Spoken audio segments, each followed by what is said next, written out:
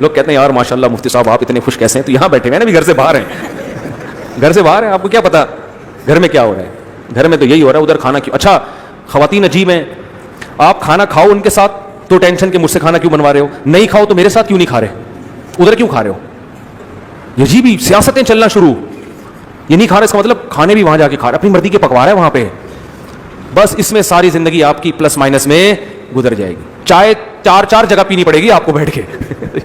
میں تو خیر ایک ہی جگہ چائے پیتا ہوں، لیکن ایک مثال دے رہا ہوں، میں تو پرانا بھی ہو گیا نا، ورنہ چار چار آپ اس کے پاس بیٹھ کے چائے نہیں پیو گے، اس نے اچھا چائے کا ٹائم وہاں رکھا ہوا ہے، ہاں کافی اس کے پاس پی جا رہی ہے، ہاں اس سے زیادہ محبت ہے، تو ادھر بھی پیو گے کافی، پھر ادھر آ کے یہ شو کرو گے جیسے میں نے کافی صرف آپ ہی کے پاس بیٹھ کے پی رہا ہوں. ادھر بھی پیے گا، تیسری کی ہے تو تیسری، چار کافیوں کے کپ جب پیڑ میں جائیں گے تو مسانے کی ایسی کی تیسی ہو جائے گی آپ کی.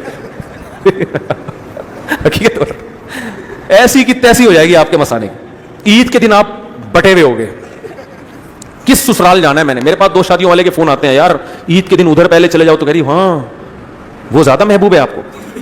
تو میں ان کو حل بتاتا ہوں، میں ان سے کہتا ہوں دیکھو جس ترتیب سے شادیاں ہو رہی ہیں نا اسی ترتیب سے گھر میں جائیں گے. پہلی بیوی کے سسرال اس کا میکے سب سے پہلے، دوسری والی کا اس کے بعد، تیسری والی کا اس کے بعد، چوتھی والی کا اس طرتیب سے جایا کرو. اور یہ ایک اصول ہمیشہ کے لیے بنا دو، بھائی جو جتنی لیٹ آئی ہے اس کا نمبر اتنا لیٹ آئے گا. اگر وہ چوتھی والی کہے کہ نہیں میں چوتھی ہوں، میں ستیلی ہوں، میرے والدین کے ہاں جب عید بالکل باسی ہو جاتی ہے اس وقت جا رہے ہوتے ہو، تو آپ اس سے کہتے کہ تم پہلی بن جاتی، تم ملی لیٹ ہو، یہ سستی تمہاری وجہ سے ہے، یہ سستی کا تمہیں سزا ملے گی، تم پہلے کیوں نہیں آئی، لیٹ آئی ہو. تو اب اس کا ہے کہ تمہارا نمبر سفر میں بھی سب سے پہلے پہلی والی کو لے کے جائیں، اس کے بعد دوسری کو، اس کے بعد تیسری کو، اس کے بعد چوتھی کو، ہر کام اسی ترتیب سے کریں. اور بتا دیں بھائی یہ نمبر قدرت کی طرف سے لگ گئے ہیں، ٹھیک ہے نا. پھر بھی جھگڑا کریں تو پھر تھوڑی اس کا حل ہے کوئی، پھر تو بولے میں لڑتے رہو بیٹھ کے. ہم نے ایک ترتیب بنا دی ہے، ایک اصول پہ لے کے چلا جائے گا، ایک سسٹم پہ لے کے، سسٹم کے بغیر خرچہ ڈیوائڈ کر دیں.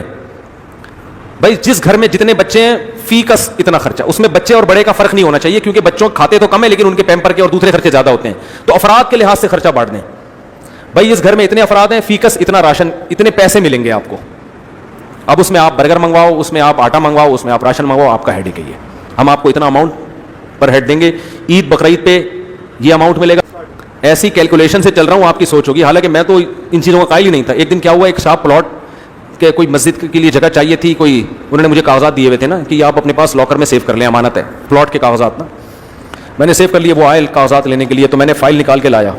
میں نے فائل کھولی تو اس میں لکھا تھا، فوٹو کاپیاں تھیں اتنی ساری، آلو اس گھر میں اتنے کلو منتھلی، ٹماٹر منتھلی اتنے کلو، دودھ ہر گھر کا نا اتنے کلو آلو اس گھر میں آئیں گے، اس حساب سے میں اماؤنٹ کیش رقم پکڑا دیتا ہوں گھر والوں کو. بھائی یہ ٹائم بچاؤ ہمارا، بس یہ پیسے دے دیا آپ. تو وہ حیران یہ کیا ہو رہا ہے. میں نے 3 فائلیں نا صحیح ہے نا، اور ہر مہینے کا حساب اس میں کہ اس گھر میں اس سال اس مہینے اتنا خرچہ ہوا ہے، اس کا ریکارڈ ہے. کیونکہ پھر اگلے مہینے میں دیکھتا ہوں کہ پچھلے مہینے اتنے آلو تھے، تو اس مہینے یہ آلو ایک مثال دے رہا ہوں، تو اس مہینے بھائی کتنے آ رہے ہیں. کوئی مسئلہ نہیں ہے، یہ آپ نے یہ نہیں کرنا کہ اس مہینے آدھا کلو زیادہ کیوں آ رہے ہیں، ایسا کچھ نہیں ہے. ریکارڈ آپ کو اپنے خرچوں کا اندازہ ہو کہ ہو کتنے رہے ہیں، ٹھیک ہے نا. تو اس حساب سے آپ نے پورا اماؤنٹ کیش رقم پکڑا دی. بھائی تو وہ حیران ہو رہی کیا ہو رہا ہے. میں نے کہا کمپنی ہے بھائی، یہ گھر نہیں ہے، یہ کیا ہے، کمپنی ہے، میں مینیجر ہوں اس کمپنی کا.